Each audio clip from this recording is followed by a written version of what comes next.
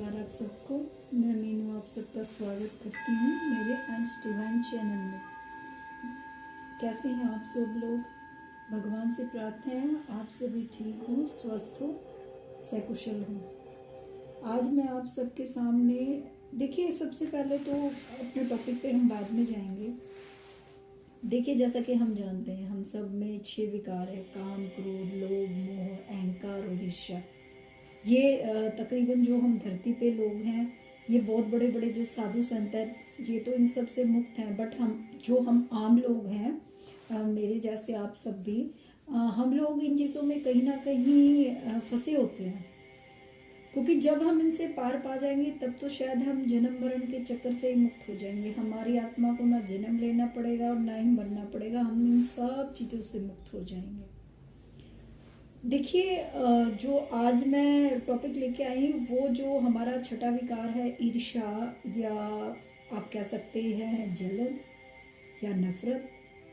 ये सब एक ही बातें हैं, मतलब नाम अलग अलग है, मतलब सबका एक ही है, ईर्ष्या का, दूसरों की निंदा करना, यही ईर्ष्या है। तो देखिए मैं उससे पहले आज आपको एक कहानी सुनाती हूँ, शायद आप लोगों ने सुनी भी होगी, कि जब माता सीता, रावण ने हरण किया और माता सीता जब वापस आई, वैसे रावण ने माता सीता का जो हरण किया था वो मात्र माता सीता की छाया थी।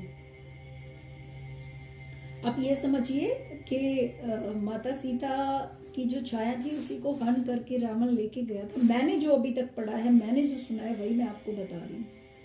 जो माता सीता थी उसका वो हरण नहीं कर सकता था, बट फिर भी जब उसके बाद अग्नि परीक्षा क्यों हुई माता सीता की? अग्नि परीक्षा एक दिखाने के लिए कह लीजिए, या हमारे समाज में एक बात आई कि भाई पवित्रता को साबित करने के लिए कह लीजिए।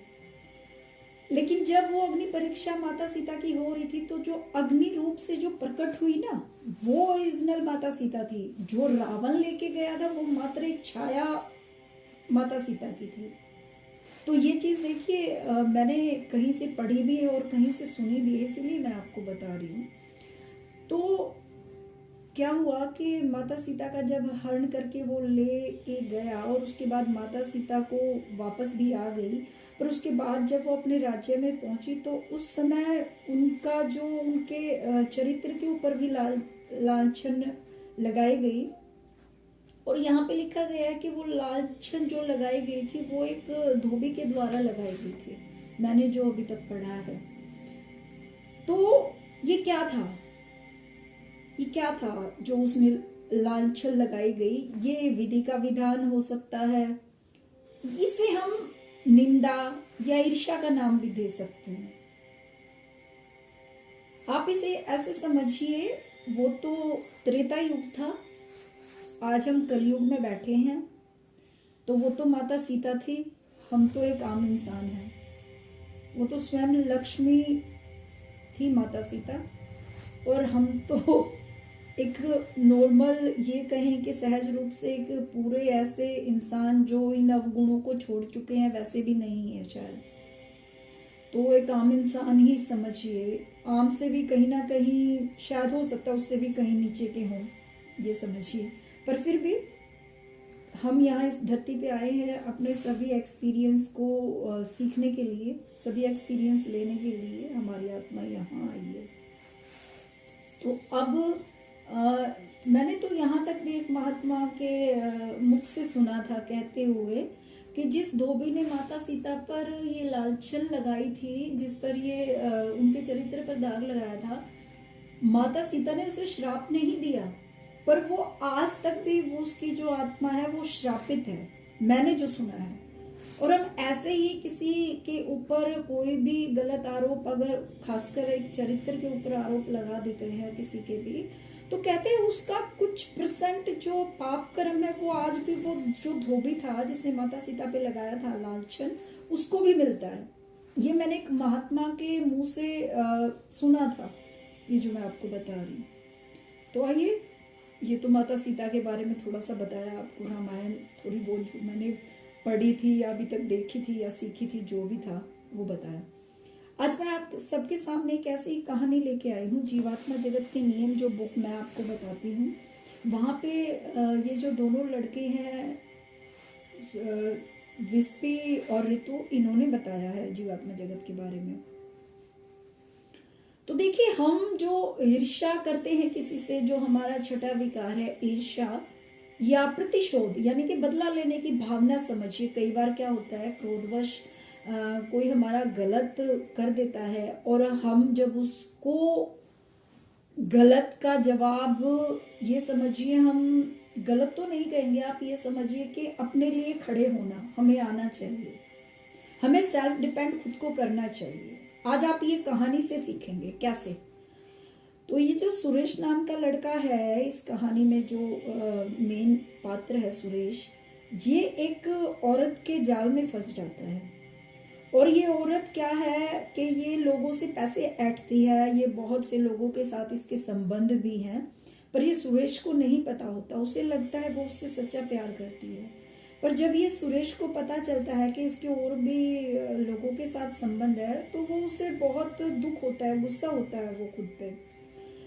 तब यही बात जब सुरेश को पिता को पता चलती है, तो उसका पिता एक भला इंसान है और वो सुरेश को कहता है कि भाई तू इससे दूर हट जा, अगर तूने इसके साथ संबंध रखा तो तुझे गलत परिणाम भुगतने होंगे। तो देखिए, हर माँ बाप जब भी किसी का बच्चा गलत कुछ भी चलेगा, तो हर माँ बाप अपने बच्चे को रोकते ही हैं, समझाते ही हैं। अब ये बच्चे पे डिपेंड करता है वो कितना समझता है। तो क्या हुआ, अपने पिता की बात मानकर, क्योंकि सुरेश एक भली आत्मा है, अपने पिता की बात मानकर वो उस संबंध से दूर हट भी जाता है और उस औरत से बोल भी देता है कि भाई मुझे अब तुझसे कोई संबंध नहीं रखना। अब ये औरत क्या है, ये बहुत चालाक और चंट है। ये क्या करती है, इस सुरेश को फंसाने के लिए एक जाल बनाती है। अब इसके और लोगों के साथ भी संबंध है, ये प्रेग्नेंट है, तो ये झूठा प्रमाण पत्र बनवाती है कि भाई मैं प्रेग्नेंट हूँ, और जो प्रेगनेंसी है वो सुरेश के मतलब कि वो कहती है कि सुरेश के बच्चे की माँ बनने वाली है। वो इस तरह झूठ फैलाती है। और ये जो इसने फेक जन्म जो मतलब कि प्रेगनेंसी रिपोर्ट बनवाई है, ये पहुंच जाती है सुरेश के घर लेके उसको। कहती है ये देख भाई, तेरे बच्चे की माँ बनने वाली हूँ, अब मैं तुझे नहीं छोड़ूंगी। मतलब कि उससे पैसे ऐंठना चाहती है, आप ये समझिए ब्लैकमेलिंग। ये यहाँ पे ब्लैकमेल करती है उसे। अब क्या होता है, समाज में सुरेश की और उसके परिवार की बहुत बदनामी होती है, और जो सुरेश की माँ है वो ये चीज सहन नहीं कर पाती, उसकी मृत्यु हो जाती है और वो दुनिया को छोड़ के चली जाती है। और सुरेश की पत्नी भी ये सहन नहीं कर पाती, क्योंकि कोई भी पत्नी ये सहन नहीं कर पाएगी। तो होता क्या है, सुरेश की जो पत्नी है वो उसकी सास जो इस दुनिया से गई, उसके क्रियाक्रम के बाद क्या होता है, वो अपने बच्चों को लेके अपने मायके चली जाती है। देखिए, एक परिवार बिल्कुल टूट जाता है। इस कहानी में यही बताया गया है, किसी के झूठ की वजह से माँ चली गई, समाज में बदनामी होगी। और वो औरत तो पैसे ऐंठना चाहती थी, उसका तो पैसा ही मकसद था, वो उनसे उनका घर भी ऐंठना चाहती थी। पर अब क्या हुआ, इनका तो परिवार बर्बाद हो गया। तो ये दोनों पिता और पुत्र, सुरेश और इसके पिता जो है, ये क्या प्लानिंग बनाते हैं कि इस औरत को मार देंगे। उस औरत को मारने की ये लोग प्लानिंग बनाते हैं। पर तभी कोई, वही है ना, भगवान हमारे जीवन में किसी ना किसी को, फरिश्ते को भेज ही देता है, कोई ना कोई, जब हमें रास्ता सही दिखाना होता है किसी को। तो एक बुजुर्ग जो इसके पिता के मित्र है, वो इनके घर आते हैं, इनको सांत्वना देते हैं। तो ये सारी कहानी उस बुजुर्ग को बताते हैं। तो वो बुजुर्ग उन्हें सलाह देता है कि देखिए, आप उन्हें मारिए मत, उनको मारने से क्या होगा, उल्टा यहाँ पे तो आप लोग फंसोगे ही फंसोगे। ऊपर जब आप इस दुनिया से जाओगे तो आपकी माँ हो सकता है अच्छे लोगों में हो, आप अपनी माँ से भी ना मिल पाओ, आप अपनी पत्नी से ना मिल पाओ, क्योंकि वो तो अपने समय से गई है। आप ऐसा करके जाओगे तो एक पाप और आप अपने ऊपर लाद लोगे। आप लोगों का स्तर जो है ऊपर के लोगों से, अगर आप ऊपर के लोक में हुए तो आप नीचे के लोक में आ जाओगे। तो वो इस तरह उनको समझाने की कोशिश करता है। वो उन्हें कहता है आप लोग एक काम करिए, इस औरत के जो भी सबूत है आपके पास, वो सबूत जुटाइए, इस औरत की सच्चाई समाज के सामने लेके आइए, कानून के सामने लेके आइए, और उसके बाद आप लोग पाएंगे कि सब ठीक हो जाएगा। तो वो दोनों पिता और पुत्र ऐसा ही करते हैं। वो अपना प्लान बदल लेते हैं, उसको मारने की कोशिश नहीं करते। उसके बाद वो सबूत जुटाते हैं, जो भी है वो लड़ते हैं, अपने लिए खड़े होते हैं और उस औरत की सच्चाई समाज के सामने, सबके सामने लेकर आते हैं। तो इस तरह उनकी इज्जत भी समाज के सामने, वो औरत झूठी भी पड़ जाती है, और जिस तरह वो ब्लैकमेल कर रही थी, इनफैक्ट उसे सजा भी मिलती है इस चीज़ के लिए। तो देखिए, ये तो उन लोगों ने कहानी बताई है ऊपर आत्मलोक में जो विस्पी ऋतु है, बट आप लोग अपने आसपास भी देखिएगा, आपके आसपास भी ये चीज़ें किसी ना किसी के साथ ज़रूर घटी होंगी, ज़रूर हुई होंगी। और ये तो बहुत बड़ी बात है किसी के कैरेक्टर के ऊपर उंगली उठाना। हम लोग बहुत से लोगों से ईर्ष्या भी करते हैं, और हम ज़्यादातर करते ही हैं, क्योंकि जब भी कोई हमसे आगे निकलता है या किसी भी तरीके से, अब हम क्या करेंगे, ईर्ष्या, ईर्ष्या के बाद निंदा, मतलब ईर्ष्या और निंदा दोनों एक ही सिक्के के दो पहलू हैं। पहले हमें उससे ईर्ष्या होगी, उसके बाद हम उस इंसान की निंदा शुरू कर देंगे, उसमें कमियां निकालना शुरू कर देंगे कि इसके अंदर तो ये कमी है, ये कमी है। तो ईर्ष्या और निंदा एक ही सिक्के के दो पहलू हैं, आप इन्हें एक ही चीज समझ के देखिए, क्योंकि हम जिससे प्यार करते हैं उसकी तो कभी निंदा नहीं करेंगे, उसकी तो तरक्की से हम कभी नहीं जलते ना, हम जलते ही उसकी तरक्की से हैं जिससे हम ईर्ष्या करते हैं। तो ये एक विकार है।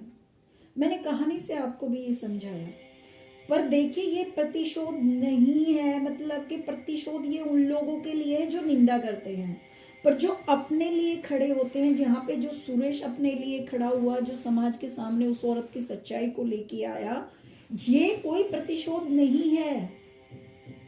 इसके लिए हमें खड़ा होना चाहिए, क्योंकि इससे भगवान भी खुश होते हैं। क्योंकि जब तक हम अपने लिए खड़े नहीं होंगे तब तक जीतेंगे कैसे। भगवान ने तो हमें उतार के भेज दिया इस धरती पे, खड़े तो हमें खुद ही होना है। और इससे कोई मतलब कि कोई कार्मिक भी नहीं बनता, बल्कि कार्मिक तो वो जो सामने वाला है ना, वो गलत बना रहा है, हमें ब्लैकमेल करके या किसी तरीके से हमारी निंदा करके या हमें टॉर्चर कर। तो हमें खुद के लिए खड़ा होना चाहिए। कई बार क्या होता है, कोई दब्बू या जैसे कई आप लोग देखते होंगे आपके आसपास या कोई और समाज में, या बच्चों को भी नोटिस कीजिएगा। देखिए, मैं ये तो नहीं कहूँगी, पर मैं इतना ज़रूर समझ पाई कि हमें बच्चों को सही शिक्षा देनी चाहिए, पर बच्चों को कभी भी उनकी इच्छाओं को दबाना नहीं चाहिए। क्योंकि जब हम बचपन से ही बच्चों की इच्छाओं को दबाते हैं तो उनमें एक विकार आ जाता है, दबने का विकार, क्योंकि दबने के बाद वो कभी भी अपने लिए खड़े नहीं हो पाते, और ये चीज़ बच्चों में बचपन से ही आ ही जाती है अगर हम उन्हें ज़्यादा दबाते हैं तो अपने बच्चों को ऐसा मतलब कि संस्कार दीजिए कि वो खुद के लिए खड़े हो सके। आज बचपन में हम ये संस्कार देंगे तो बड़े होकर खुद के लिए खड़े हो पाएंगे। वरना कई बार कई लोगों को लाइफ लेसन ये भी बन जाता है कि वो दब्बू किस्म के बन जाते हैं, और उनको इन परिस्थितियों में बार बार डाला जाता है जब तक वो खुद के लिए खड़े नहीं हो पाते। तो ये हमारा लाइफ लेसन भी होता है, हमें सबको ही एक दूसरे के लिए खड़ा होना चाहिए, अपने लिए खड़ा होना चाहिए। एक दूसरे के लिए तो खैर परिवार के लिए हम खड़े हो सकते हैं, किसी और के लिए तो नहीं, पर हाँ अपने लिए भी खड़ा होना चाहिए। पर हमें ये जो ईर्ष्या है ना, जो छठा विकार है, जो हम सब में कहीं ना कहीं थोड़ा बहुत, किसी में ज्यादा किसी में कम, इससे भी बचना चाहिए। और परनिंदा मतलब कि हम लोग चुगलियां, तो मुझे ऐसा लगता है ज्यादातर लोग डेफिनेटली करते हैं। कमियां तो हम किसी न किसी में निकाल ही देते हैं, हम कितनी भी कोशिश कर ले किसी की।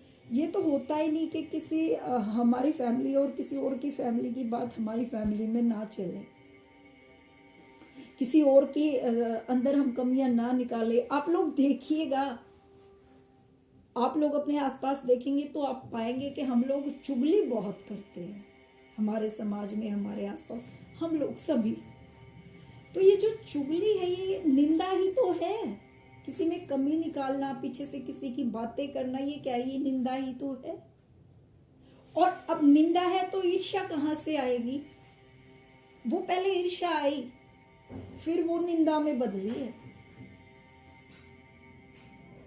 तो आप लोग इन सब विकारों से, मैं ये तो नहीं कहूंगी कि भाई किसी और में नहीं है या किसी और को जज तो करने का मुझे कोई हक नहीं, पर इतना जरूर है कि थोड़ा थोड़ा करके ही सही इस ईर्ष्या से, इस विकार से, पर निंदा से हमें थोड़ा थोड़ा बचना चाहिए।